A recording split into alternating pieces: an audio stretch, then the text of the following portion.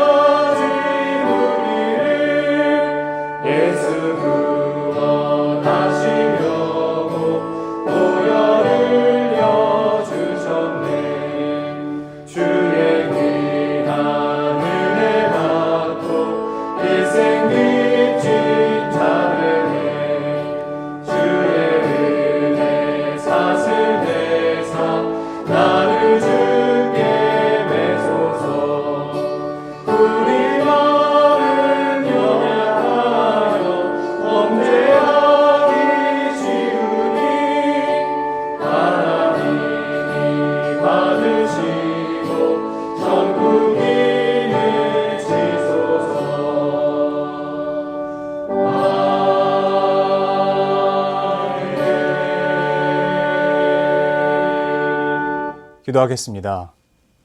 모든 생명의 주관자가 되시고 우리의 유일한 창조주와 구원자가 되신 하나님을 찬양합니다. 오늘도 우리에게 새날 허락하여 주시고 하루의 시작을 하나님을 찬양하며 예배할 수 있도록 은혜를 주셔서 감사합니다.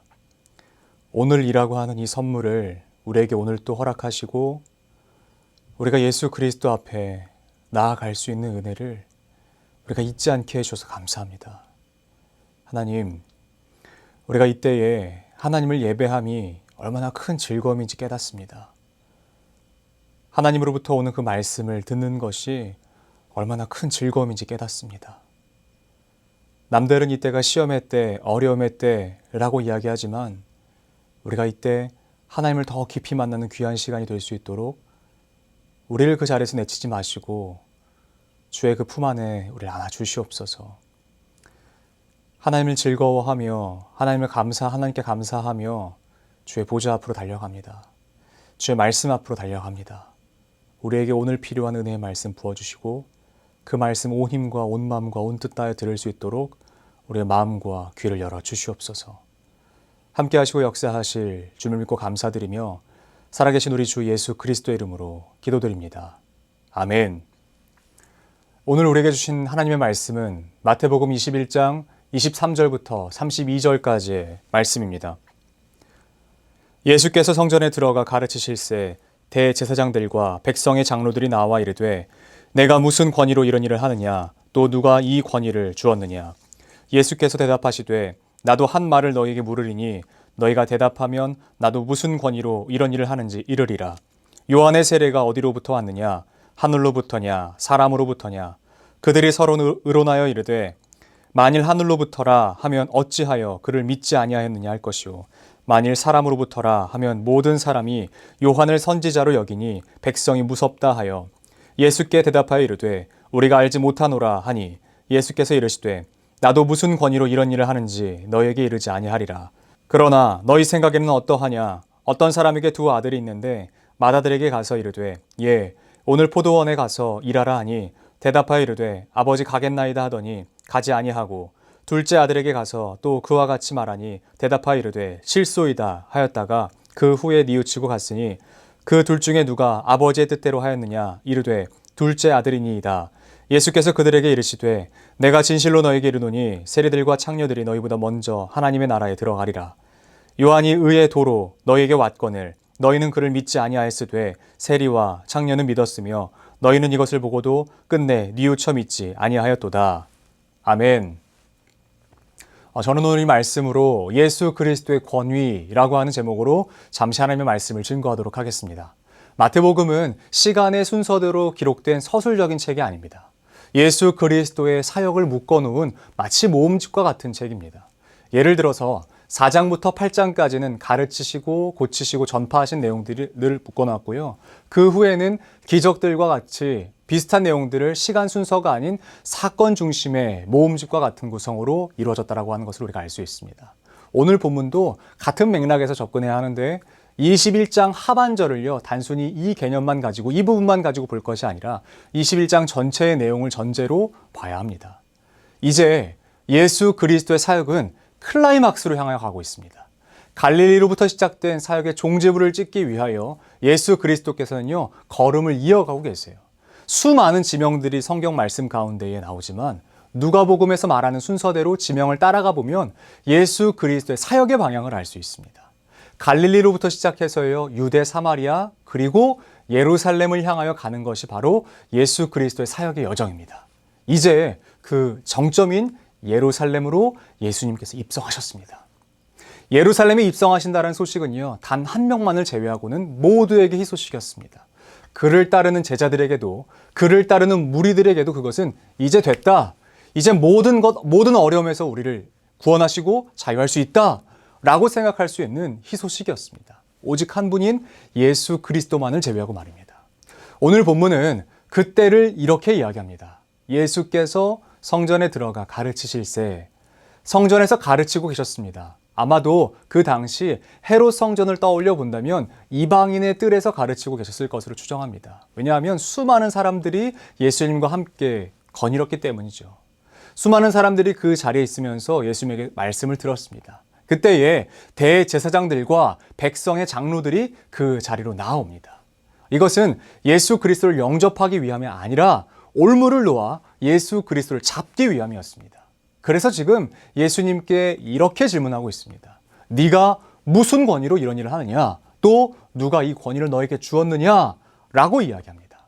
지금 그들이 이런 일이라고 기록하고 있는 것은요, 앞서 우리가 함께 보았던 예수님께서 행하셨던 일들을 이야기합니다. 성전을 정화하시고 맹인을 고치시고 다윗의 자손으로서 예수 그리스도를 찬양하는 것을 용납한 이런 모든 일들을 이야기하는 것입니다.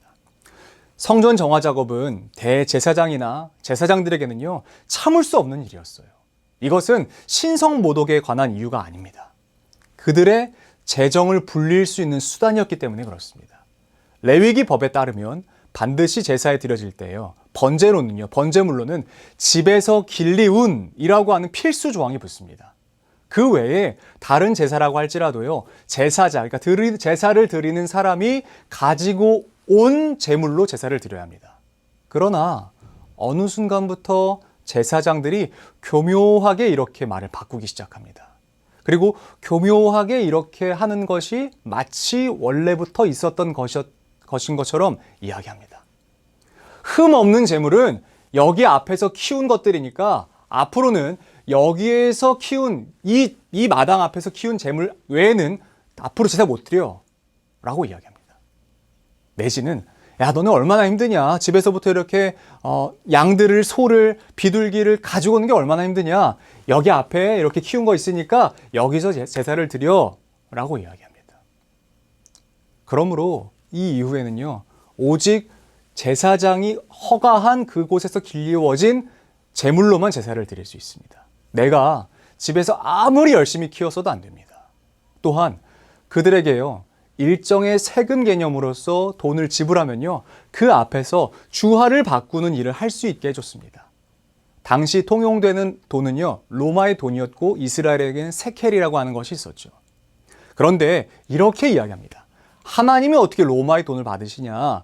하나님이 어떻게 세상에 그 흠과 더러움이 묻은 돈을 받으시냐라고 이야기하면서요, 성전에서 할 수 있는 성전 제사의 제물, 예물로 드릴 수 있는 돈은 오직 성전에서 만든 주화만 가능하다라고 이야기합니다. 성전에서 통용되는 이 화폐만 가지고 받으신다라는 것을요, 이것을 명목 삼아서 환전소를 성전 앞에 세우는 거예요. 지금 예수님께서 이거 엎으신 겁니다. 그냥 무턱대고 엎으신 거 아니에요. 돈 놓고 돈놀이 하는 것을 하지 못하게 하신 거예요. 하지 말라는 거예요. 제사장들에게 거짓말로써 이렇게 백성들을 어렵게 하지 말라는 거예요. 제사장들이 한 일로 말미암아 하나님을 오해합니다. 하나님은 참 자비도 없고 얼마나 우리를 이렇게 힘들게 하고 어렵게 하는지 대제사장들이 만들어 놓은 그 법 때문에 하나님이 마치 인애도 없고 자비도 없고 긍휼도 없는 하나님으로 이해하게 만들어 버리는 거예요. 이거 하지 못하게 하신 겁니다. 그러니까 그들에게는 무엇 하겠습니까? 지금 올무를 치는 거예요. 무슨 권위로 그런 일을 했냐라고 물어보는 거예요. 어떤 편을 선택해도요, 예수님에게는 안 좋은 겁니다. 왜냐하면 하나님으로부터 왔다라고 이야기해도 이건 신성모독죄로 걸립니다. 반대로 사람으로부터 왔다라고 이야기하면 그 당시에 사내들인 공의회가 그 권한을 준 것, 위임을 받았을 때만 가능하기 때문에 둘 다 안 되는 거예요. 안 됩니다. 어떤 것으로도. 그렇다면 궁금하죠. 그들은 대제사장들이나 아니면 장로들은 이 일들에 대해서 추궁할 권리가 있었냐라고 하는 거예요. 물론 있었습니다. 당시 로마가 통치했다는 사실 모두 다 아실 것입니다. 로마는 어떻게 정책을 펼쳐갔냐면 그들이 인정했던 몇몇의 종교에게는 종교법에 관해서만큼은 살인까지도 언도할 수 있는 권한을 부여했습니다. 유대교도 이에 대한 인정을 받았죠. 그 인정받은 단체가 바로 제사장 24명, 장로 24명, 서기관 22명으로 구성된 사내들인 공의회입니다. 그러므로 그 권한으로 지금 예수 그리스도를 신문할 수 있는 거예요. 대제사장이 왔잖아요. 장로들이 왔잖아요. 심지어는 그 예수님의 질문에 따라서는 사형까지도 구형할 수 있는 질문을 지금 그들이 던진 것입니다. 그런데 예수님께서는요, 질문을 질문으로 응답하세요. 이 권위가 누구로부터 왔는지를요, 질문으로 말씀하십니다. 이렇게요. 요한의 세례가 하늘로부터냐 아니면 사람으로부터냐. 여기에서의 하늘은요, 단순히 하늘이라고 하는 개념이 아니라 하나님으로부터라는 얘기입니다. 왜 이런 질문을 하셨을까요? 이것을 우리가 자세히 살펴봐야 합니다. 세례 요한이 갑자기 등장한 이유와 그 행간을 우리가 잘 읽어봐야 합니다. 이 질문을 이해하기 위해서는요, 선지자에 대한 개념을 정확하게 알아야 됩니다. 이전에도 몇 번이고 설명을 해드렸던 기억이 나는데, 선지자는 앞으로 일어날 어떤 일들에 대한 이야기를 하는 사람들이 선지자가 아닙니다. 하나님께서 맡겨주신 말씀을 맡은 자가 바로 선지자입니다. 하나님께서 맡겨주신 그 말씀을 하는 사람들이 바로 선지자예요. 예언이라고 하는 이야기에서의 그 예자는 미리 예자가 아닙니다. 은행에서 쓰이는 맡길 예자를 쓰고 있습니다. 그래서 하나님의 입을 담당하는 그 사람, 하나님의 말씀, 하나님께서 맡겨주신 그 말씀을 담당해서 전하는 사람이 바로 선지자라고 하는 것이에요. 왜 그렇다면 이 신구약 사이에 400년을 암흑기 혹은 침묵기라고 하는가? 하나님께서 하나님의 그 말씀을 맡겨주신 이가 없었기 때문에 그렇습니다. 말라기를 끝으로 그 누구도 나오지 않았는데 한 사람이 등장하는 것이에요. 그래서요, 성경을 보는 관점에 따라서는 이 구약을 언제까지 보냐면 세례 요한 때까지를 구약으로 봅니다. 그래서 세례 요한을 등장시켜요. 세례 요한이 누군지 다 아냐면, 누구라는 것을 다 아냐면 선지자로 다 알고 있습니다. 사람들이 다 알고 있었어요. 물론 제사장과 장로들은 인정하지 않았을지라도. 그런데 세례 요한을 등장시킨 이유가 훨씬 중요합니다. 세례 요한이 등장된 이유는요, 세례 요한이 베푼 그 세례가 하늘로부터 왔다면 그가 전했던 메시지에 대해서 그 메시지를 누가 주셨는지를 아주 명확하게 이야기할 수 있는 그 여지가 되기 때문에 그렇죠. 세례 요한이 선포했던 말씀이 무엇이죠? 회개하라, 천국이 가까웠느니라. 이 천국이 가까웠다라고 하는 개념이에요. 그리고 누가복음은 예수 그리스도의 수태고지 이전에 한 사람을 등장시킴으로써 그 사람이 선지자였으며, 그리고 주 예수 그리스도의 나심을 더 극대화시키는 방법으로 사용했는데 그 한 사람이 바로 세례 요한입니다. 그러니까 예수 그리스도의 이 질문은 그가 하나님으로부터 세워진 사람이 맞냐? 아니면 사람으로부터 세워진 사람이냐? 라고 하는 질문을 하는 것이었어요. 더 깊이 들어가 볼까요? 이 질문의 요점은 그가 하나님께서 보내신 선지자라는 것을 인정한다면 그가 선포한 이야기는 하나님께서 맡기신 말씀이 맞다라는 얘기가 되겠죠. 곧 누구에게 관심이 쏠리게 하는 것입니까? 세례 요한은 자신이 메시아가 아니라고 이야기했습니다. 곧 오실 메시아에 대해서 그 길을 곧게 하고 선포하는 역할을 하는 사람이 바로 세례 요한이죠. 그리고 그가 선포했던 메시지의 중심은 바로 메시아이신 예수 그리스도입니다. 그분이 하나님께서 보내신 그 하나님의 아들이자 그들이 그토록 애타게 기다렸던 메시아라는 말씀이 세례 요한의 그 모든 메시지의 중심이었습니다. 예수님의 메시지를 한번 잘 떠올려 보세요. 이 질문을 잘 떠올려 보세요. 너희가 만약에 세례 요한이 하늘로부터 부름받은 사람이 맞다라고 한다면 왜 어찌하여 그 뒤에 그가 전했던 메시아인 나를 안 믿느냐? 그 권위가 나에게 나갔다는 사실을 왜 믿지 못하느냐? 라고 하는 질문을 하신 거였어요.